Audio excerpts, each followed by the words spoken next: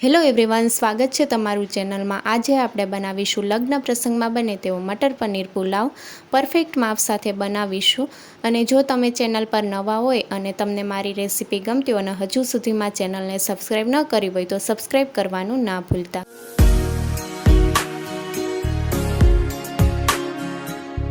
मटर पनीर पुलाव बनावा माटे आपणे 1 कप बासमती चोखा लीधा छे।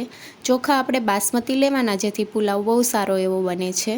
50 ग्राम पनीर ने नाना टुकड़ा में कापी लीधा छे। तमे 100 ग्राम जेटलू पनीर उमेरी शको छो। तो आ रीते मैं क्यूब करी लीधी छे। 2 मीडियम साइजनी डूंगळी ने ऊभी स्लाइस में कापी लीधी छे। साथे 1/4 कप जेटला लीला वटाणा लीधा छे।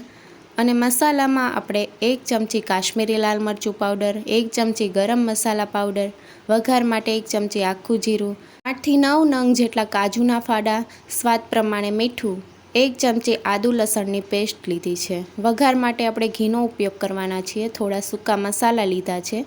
ઊભી સ્લાઇસમાં લીલા મરચાં સાથે લાલ મરચાં કટિંગ કરી લીધા છે। હવે આપણે તપેલીમાં 1 કપ બાસમતી ચોખા ઉમેરશું।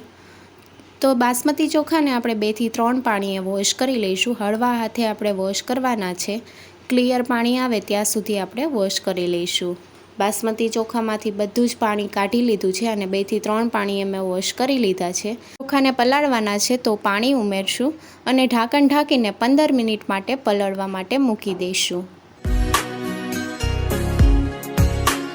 15 મિનિટ જેવું થઈ ગયું છે અને ચોખા સારી રીતે ફૂલી ગયા છે। ચોખા ફૂલી જશે એટલે થોડા વ્હાઈટ જેવા થઈ જશે તો ચોખામાંથી બધું જ પાણી આપણે કાઢી લેવાનું છે। અને ચોખામાંથી બધું પાણી કાઢી લીધું છે। હવે સાઈડમાં મૂકી દઈશું। પેનમાં 1 ચમચી ઘી ઉમેરશું। તમે તેલનો ઉપયોગ પણ કરી શકો છો। ઘી પીગળે ત્યાં સુધી થવા દઈશું। ગેસની ફ્લેમ મીડિયમ ટુ હાઈ રાખવાની છે અને પનીરના ક્યુબ ઉમેરવાના છે। પનીરને ગોલ્ડન બ્રાઉન કલરનું થાય ત્યાં સુધી આપણે સાતળી લઈશું। પનીર સાતળીએ ત્યારે ગેસની ફ્લેમ મીડિયમ ટુ હાઈ રાખવાની છે। લો ગેસની ફ્લેમ ઉપર પનીરને જો તમે સાતળશો તો પનીર થોડું ચવડ થઈ જશે। પનીર સતળાઈ ગયું છે અને તમને નજીકથી બતાવું તો આ રીતે જોઈ શકો છો ગોલ્ડન બ્રાઉન કલર આવી ગયો છે। હવે એક પ્લેટમાં કાઢી લઈશું।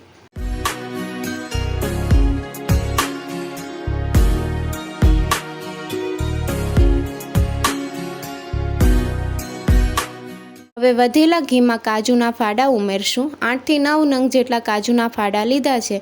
તમારે વધારે ઉમેરવા હોય તો વધારે પણ ઉમેરી શકો છો। અને કાજુને પણ સાતળી લઈશું। કાજુને સાતળીને ઉમેરવાથી ક્રન્ચી ટેસ્ટ આવે છે। તમે દ્રાક્ષ પણ ઉમેરી શકો છો। કાજુને એક પ્લેટમાં કાઢી લઈશું। હવે આપણે પેનમાં 1 મોટી ચમચી ઘી ઉમેરશું અને ઘીને મેલ્ટ થવા દઈશું। ઘી પીગળી ગયું છે। હવે આપણે 1 ચમચી આખું જીરું ઉમેરશું અને જીરુંને કકડે ત્યાં સુધી થવા દઈશું।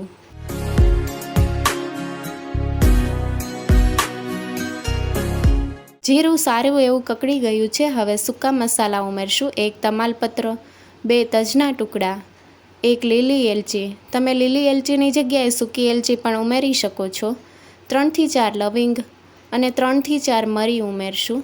અને સાથે તમે ચક્રફૂલ પણ ઉમેરી શકો છો। મેં અહીંયા નથી ઉમેર્યું। વઘારને અડધી મિનિટ માટે સાતળી લઈશું જેથી સૂકા મસાલાનો સારો એવો ફ્લેવર પુલાવમાં આવશે। 2 મીડિયમ સાઇઝની ડુંગળી ઉમેરશું। ઊભી સ્લાઇસમાં કાપીને ઉમેરી છે। ડુંગળીને હલકી સાતળી લઈશું। તો ડુંગળીને આપણે બ્રાઉન કલરની નથી થવા દેવાની। હલકો એવો કલર ચેન્જ થાય ત્યાં સુધી આપણે સાતળી લઈશું। ડુંગળી સાતળતી વખતે ગેસની ફ્લેમ મીડિયમ રાખવાની છે। ડુંગળીનો આછો ગુલાબી જેવો કલર થઈ ગયો છે। હવે આ સમયે આપણે 1 ચમચી આદુ અને લસણની પેસ્ટ ઉમેરશું। સાથે આપણે લીલા મરચાં ઉમેરવાના છે। લીલા મરચાંની સાથે લાલ મરચાં પણ ઉમેર્યા છે। જો તમારી પાસે લાલ મરચાં ન હોય તો તમે લીલા મરચાં પણ ઉમેરી શકો છો। બધી જ વસ્તુને સાતળી લઈશું। બહુ વધારે નથી સાતળવાનું, અડધો મિનિટ માટે આપણે સાતળી લઈશું।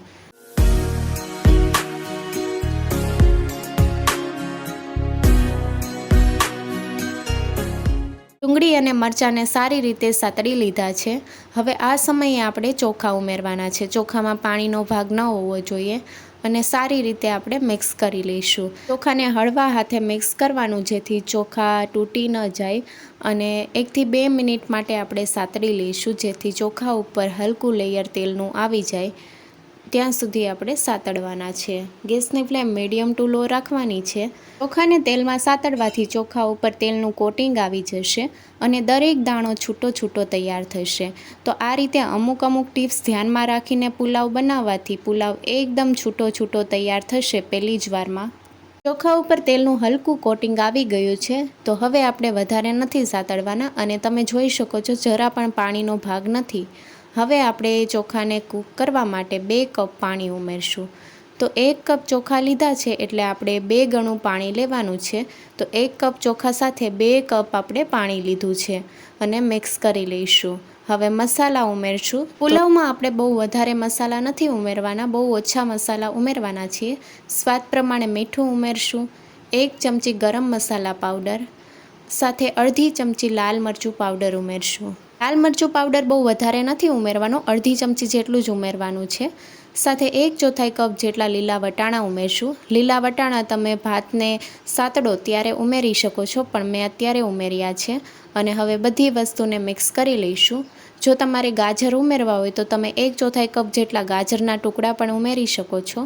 પાણીમાં 1 ઉકાળો આવે ત્યાં સુધી થવા દઈશું. ગેસની ફ્લેમ મીડિયમ રાખવાની છે. પાણીમાં 1 ઉકાળો આવી ગયો છે, તમે જોઈ શકો છો. હવે ઢાંકણ ઢાંકીને મીડિયમ ગેસની ફ્લેમ ઉપર 5 મિનિટ માટે થવા દઈશું. વચ્ચે વચ્ચે ચલાવતા રહેવાનું છે. ભાતને આપણે ઓવરકૂક નથી કરવાના, 80% જેટલા કૂક કરવાના છે. 5 મિનિટ જેવું થઈ ગયું છે અને પુલાવને આપણે ચેક કરી લઈશું. આ સમયે પુલાવમાં પાણી ન હોય તો તમે પાણી ઉમેરી શકો છો, પણ પાણી છે એટલે અત્યારે આપણે પાણી નથી ઉમેરતા. અને પુલાવને આપણે ચેક કરી લઈશું. તો આપણે ઓવરકૂક નથી કરવાના, 80% જેટલા જ કૂક કરવાના છે. તો ભાતનો દાણો આપણે ચેક કરી લઈશું. તો આ રીતે પ્રેસ કરીએ તો ભાત ભાંગી જાય છે, એટલે 80% જેટલા કૂક થઈ ગયા છે. તો હવે આપણે આ સમયે પનીર ઉમેરવાના છે. પનીરને ઘીમાં સાતળી લીધું છે અને ગોલ્ડન બ્રાઉન કલરનું થાય ત્યાં સુધી થવા દીધું છે. તો પનીરના ક્યુબ ઉમેરશું. સાથે કાજુના ટુકડા ઉમેરવાના છે. કાજુને પણ સાતળીને લીધા છે. કાજુ અને પનીરના ટુકડાને આપણે પુલાવમાં સારી રીતે મિક્સ કરી લઈશું. હળવા હાથે મિક્સ કરવાનું જેથી ભાતનો દાણો તૂટી ન જાય. તો બધી જ વસ્તુઓ આપણે મિક્સ કરી લીધી છે અને ફરી પાછું ઢાંકણ ઢાંકીને આપણે 2 મિનિટ માટે થવા દઈશું.